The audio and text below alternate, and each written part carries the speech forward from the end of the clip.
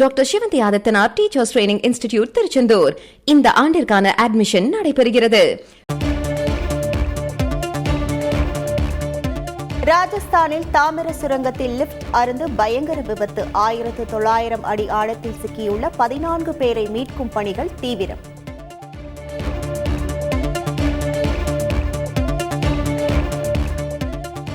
சூரியனில் ஏற்பட்ட சூரிய புயலால் செயற்கைக்கோள் சேவைகள் பாதிப்பு என தகவல்.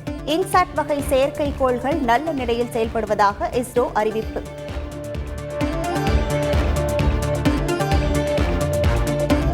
சூரிய வெடிப்பு குறித்து ஆதித்யா L1 விண்கலம் வெளியிட்ட தகவல். சூரியனுக்கும் பூமிக்கும் இடையே லெக்ராஞ்சியன் 1 என்ற புள்ளியில் இருந்து அனுப்பியதாக இஸ்ரோ அறிவிப்பு. தொழில்நுட்ப கோளாறு காரணமாக சென்னை சென்ட்ரல் விமான நிலையம் இடையேயான நீல வழித்தடத்தில் மெட்ரோ ரயில் சேவை பாதிப்பு. விமான நிலையம் செல்லும் பயணிகள் பச்சை வழித்தடத்தில் பயணிக்குமாறு மெட்ரோ நிர்வாகம் அறிவுறுத்தல். தமிழ்நாட்டில் கட்டுமான நிறுவனங்கள் வழக்கம் போல் கட்டுமான பணிகளை மேற்கொள்ளலாம். வெப்ப அலையின் தாக்கம் குறைந்ததால் தொழிலக பாதுகாப்பு இயக்ககம் தகவல்.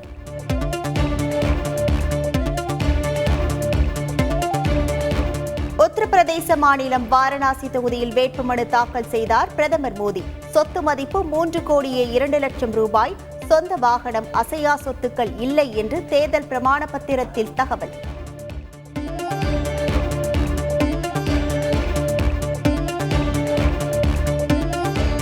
பிரதமர் மோடியின் 10 ஆண்டு கால ஆட்சியில் வேலையில்லா திண்டாட்டம் அதிகரித்துவிட்டது. காங்கிரஸ் பொதுச் செயலாளர் பிரியங்கா காந்தி பாய்ச்சல்.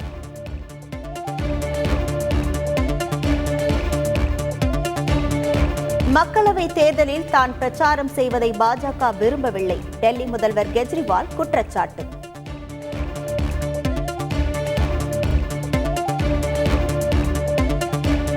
கெஜ்ரிவால் வீட்டில் தாக்குதலுக்கு ஆளான பெண் MP ஸ்வாதியின் உயிருக்கு ஆபத்து. ஆம் ஆத்மி கட்சி மீது ஸ்வாதியின் முன்னாள் கணவர் புகார்.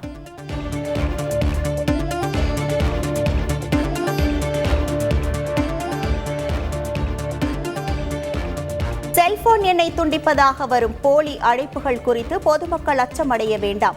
வெளிநாடுகளில் இருந்து வரும் வாட்ஸ்அப் அழைப்புகளிலும் எச்சரிக்கையாக இருக்குமாறு தொலைத்தொடர்புத்துறை அறிவுரை.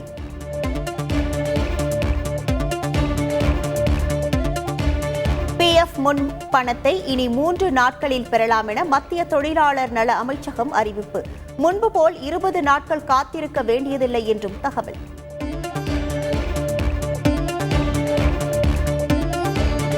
சென்னை சோழிங்கநல்லூரில் அரசு நில ஆக்கிரமிப்பை அகற்ற 1 கோடி ரூபாய் லஞ்சம் கேட்ட தாசில்தார் கைது.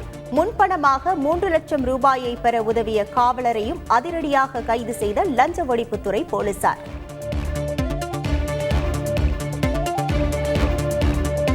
ஆந்திராவில் நடந்த கோர விபத்தில் லாரியும் பேருந்தும் தீப்பிடித்து எரிந்ததில் 6 பேர் உடல் கருகி உயிரிழப்பு.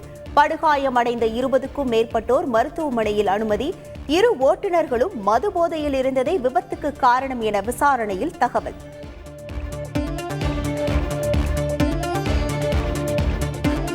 செங்கல்பட்டு மாவட்டம் மதுராந்தகம் அருகே முன்னால் சென்ற லாரி மீது கார் மோதி கோர விபத்து. ஒரே குடும்பத்தை சேர்ந்த 3 பேர் உட்பட 4 பேர் உடல் நசுங்கி உயிரிழப்பு.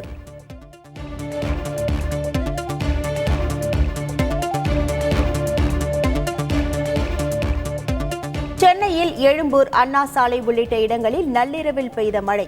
சேலம், கோவை, தூத்துக்குடி, சிவகாசி உட்பட தமிழகத்தின் பல்வேறு பகுதிகளிலும் கோடை மழையால் குளிர்ச்சி.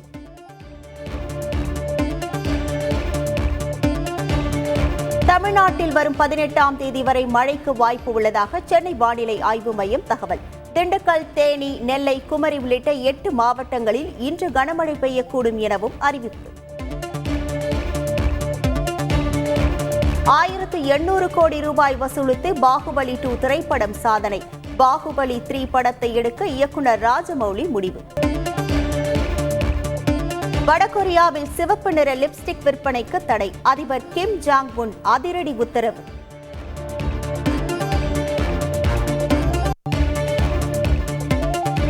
இலங்கையில் 2 வாரங்களில் 9,770 வீரர்கள் ராஜினாமா. பொருளாதார நெருக்கடியால் ராணுவத்தில் இருந்து விலகுவோரின் எண்ணிக்கை அதிகரிப்பு.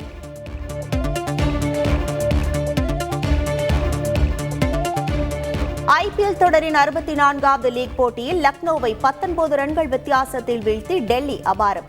ரன் ரேட் அடிப்படையில் பிளே ஆஃப் சுற்றுக்கு இரண்டாவது அணியாக தகுதி பெற்றது ராஜஸ்தான் ராயல்ஸ். ஐபிஎல் தொடரின் இன்றைய போட்டியில் ராஜஸ்தான் மற்றும் பஞ்சாப் அணிகள் பலப்பரீட்சை. கவுஹாத்தியில் இரவு 7:30 மணிக்கு போட்டி தொடங்குகிறது. Doctor Sivanthi Adityanath teachers training institute Tiruchendur.